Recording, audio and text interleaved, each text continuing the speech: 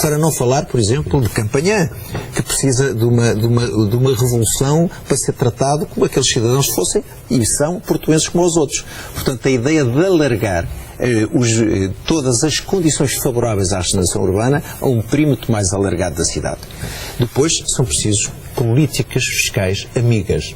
Políticas fiscais amigas ao nível do IMI, ao nível do IMT, ao nível, eventualmente, do IRS, que faça com que um jovem casal que vive na periferia... Também são receitas da Câmara, da autarquia, não é? Já lhe respondo a essa questão, que é uma questão pertinente. E, em paralelo, políticas sociais. A Europa do futuro, também a competitividade das sociedades vai fazer pela coesão social. Portanto, saber que no Porto, eu vou para o Porto porque os meus filhos têm livros escolares gratuitos no Porto. Uma política social-democrata dos países nórdicos dos anos 60. Eu vou para o Porto porque os meus filhos têm uma creche de proximidade onde eu vou ter uma redução substancial daquilo que vou pagar. Eu vou para o Porto porque os meus pais idosos vão ter apoio domiciliário. Ou seja, temos de ter a regeneração urbana, políticas fiscais, políticas sociais. Quando me fala da questão orçamental. Isto custa dinheiro, ou melhor, custa receita. Não custa despesa, custa receita. Mas essa ela já não existe. Ou seja, neste momento, a receita de IMT quase que veio para o zero, porque não se constrói, não se reabilita-se pontualmente. A receita de IMI em casas novas não existe porque não há construção. Ou seja, não se vai perder aquilo que não se tem. Mas depois vai-se ganhar noutras coisas. Quando se vêem pessoas, estas pessoas, por exemplo, contribuem, mais 50 mil habitantes, significava dezenas de milhões de euros de receita que vinha do Orçamento do Estado em função do número de habitantes. Essa é mesmo a sua grande aposta. E a dinamizar o comércio. E esta gente ia pagar impostos. Ia pagar mais taxas municipais. Portanto, não há diminuição de uma receita que não existe. Deixe-me uma das acusações mais fortes, uma das críticas maiores que lhe fazem é de que é um despesista. Aliás, havia críticas dentro do próprio partido que não entendem como é que, estando o país a atravessar estas dificuldades, estão a atravessar. O PS também? A minha opinião, só estou a fazer uma pergunta. A minha opinião não importa. Mas com que argumento? Diga um argumento para eu poder por exemplo, como sabe, o que dizem é que a Câmara de Gaia é muito endividada. Está muito endividada. Não é verdade. Não é verdade. Olha, a Câmara de Gaia investiu durante os meus mandatos isto que está aqui. 1,8 mil milhões de euros. São 40 bairros sociais construídos. É saneamento básico em todo o território do melhor do mundo. É a Vila d'Este. É as marinas. É os teleféricos. As escolas de primeiro mundo com quadros interativos para as crianças. São os livros escolares gratuitos. E o endividamento da Câmara é de 13%. Eu pergunto qual é o grande grupo económico que tem de endividamento versus investimento, mas não estamos a falar de endividamento, estamos a falar de investimento produtivo. E por isso é que o Corte Inglês foi para Gaia. E por isso é que o Hotel Yetman foi para Gaia. E por isso é que na logística alimentar, onde não existia um único equipamento por freguesia, hoje existem 2, 3 equipamentos que geraram 8 mil postos de trabalho nos últimos anos. E é por isso que, por exemplo, em termos de desemprego, quando as contas estão sempre mal feitas, o desemprego em Gaia, do ponto de vista percentual da região norte, é o mesmo de há 10 anos, antes da crise. Ou seja, criámos tanto o emprego quanto o desemprego que foi registado em Gaia, como agravante. Como Gaia é uma cidade de dormitório, os desempregados de Gaia perderam o emprego na periferia de Gaia e depois foram-se registar em Gaia porque dormem em Gaia. Mas olha, este quadro eu penso que é esclarecedor dessa mentira que dita muitas vezes não passa a ser verdade. Este é o endividamento médio per capita das autarquias portuguesas. De todas, das 200 autarquias portuguesas. E este é o endividamento de Gaia, abaixo da média nacional. O Porto, como sabe, tem superávit. Não, eu também tive superávit orçamental anual este ano, de 25 milhões de euros. O Porto tem um endividamento que é em 80 euros per capita inferior ao de Gaia. Bom, apesar de ter tido um ciclo político, por opção que eu respeito, que não foi propriamente de investimento. Aliás, até me parece que o candidato do Partido Socialista, que eu respeito muito, e, portanto, nem é um ataque, não é nenhum ataque pessoal, é uma referência, quando se diz que a única coisa que acha que foi bem feita no Porto, que foi corrigir as contas, é injusto. O Dr. Rui Rio fez um bom trabalho em alguns bairros sociais, relançou a ideia da reabilitação urbana, para além de outras medidas positivas que desenvolveu ao longo dos seus anos de mandato. Quando o Dr. Pizarro faz essa crítica, está a fazer uma crítica violentíssima àquele que foi um grande presidente da Gama do Porto, o Dr. Dr. Fernando Gomes, o homem do Porto Património da Humanidade, o homem do Porto Capital da Cultura. É uma enorme crítica, o Partido Socialista tem que resolver internamente esse problema. Diga-me só uma coisa, o que é que aconteceu ao projeto da fusão entre Porto e Gaia? Era uma bandeira sua? Não, não é uma bandeira, é uma ideia de que Aliás, a primeira coisa que fez foi apresentar as pontes que iam unir Porto e Gaia. A área metropolitana do Porto tem que trabalhar mais e melhor em conjunto. E entre as cidades que da área metropolitana do Porto mais têm que trabalhar melhor em conjunto estão Porto e Gaia por razões óbvias que decorrem da própria fronteira do Rio. A animação cultural, mas não era essa, ainda hoje é um bom dia para falar disso. E estes últimos 2 meses, então, tem sido um caos. Quando há um acidente, por exemplo, na Ponta Rábida, durante 12 ou 14 horas, como aconteceu há poucos dias atrás, tivemos mais de 100 mil automóveis parados na VCI. Sabe quanto é que isso custa ao país? Quanto é que custa em energia? Quanto é que custa em poluição? Quanto é que custa em negócios que se perdem? Bom, custa... Mas a questão não é essa, Sr. Cálculo. Meio milhão de euros num dia. Lembra-se que quando começou a avançar para a sua candidatura ao Porto, o namoro, os primeiros grandes projetos que apresentou foi as pontes que iriam unir Porto e Gaia. Nós apresentámos um projeto, nós pensamos o futuro a longo prazo. Era de fusão da cidade. Apresentámos um projeto saiu da sua cabeça, de travessias com lógica para 10, 15 anos. Tem prioridades. Uma das prioridades para mim, se o povo assim o quiser, eu vou propor que haja uma percentagem do orçamento numa lógica de orçamento participativo.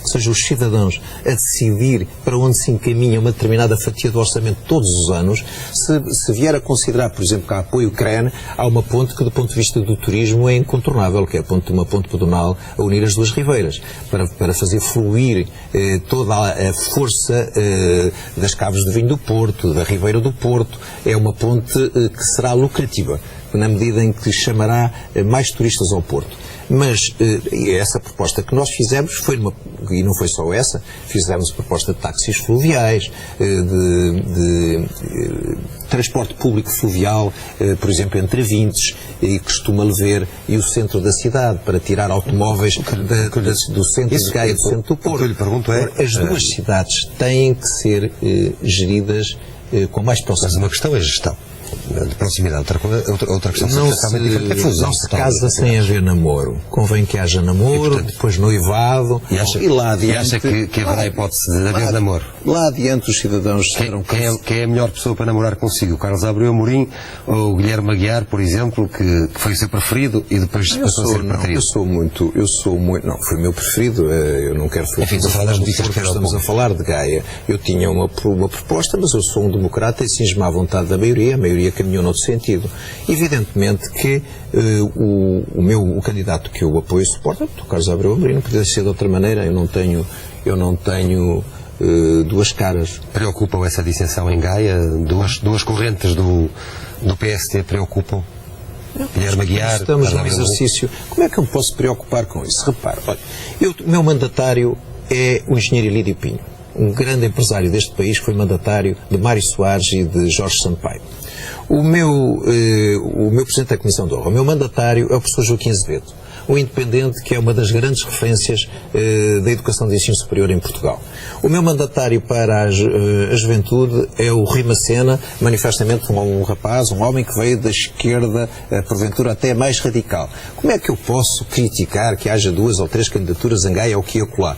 Quando eu tenho na minha Comissão de Honra pessoas do CDS como o Joana Coreta Correia, ou como a Eugénia Coreta Correia, ou como a Mónica Baldac, como a Adalberto Neves. Mas tenho depois homens que estiveram e apoiaram já a esquerda, porventura às vezes formalmente mais radical, mas homens muito interessantes, como o arquiteto, por exemplo, Joaquim Macena, ou como na apresentação da minha candidatura, que muito me honrou, o arquiteto Alcino Soutinho. Portanto, como é que eu posso, tendo esta pluralidade de apoios, como é que eu posso criticar que haja 2, 3, 4 candidaturas em Gaia ou aqui acolá, mesmo com gente do meu partido? Tenho que respeitar. Muito bem. Estamos quase a acabar esta entrevista, Sr. Presidente. Deixe-me tempo para 2 perguntas rápidas. Uma sobre a regionalização. Acha que, tendo em conta o estado do país, a crise, não estamos propriamente numa altura para falar sobre regionalização e que o tema poderá ter caído para os próximos anos?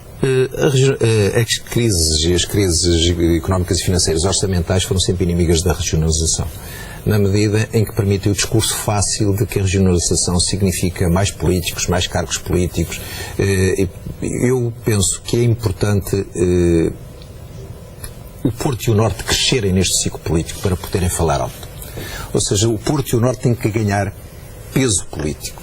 Quando eu falo da marca Porto, e digo que a marca Porto que está muito menos, neste momento, dilacerada negativamente que a marca Portugal, eu falo da Universidade do Porto, já lhe disse a minha ambição dos 25 mil jovens dos países emergentes a estudar no Porto, eu falo do Futebol Clube do Porto, média empresa desportiva europeia com sucessos de grande empresa, eu falo do vinho do Porto, grande embaixador de Portugal, eu falo do Porto Património da Humanidade, eu falo das pontes do Porto, eu falo do Douro vinheteiro. Ora, isto em conjunto tem que provocar uma dinâmica que daqui a 10 anos se olhe para Portugal e se diga Lisboa, grande área metropolitana de Lisboa, um farol de civilização na zona ocidental da península. Mas se olhe para Norte e Porto, aqui temos a rivalizar com o outro lado lá, onde Barcelona e a Catalunha são um polo fantástico de combater o centralismo de Madrid.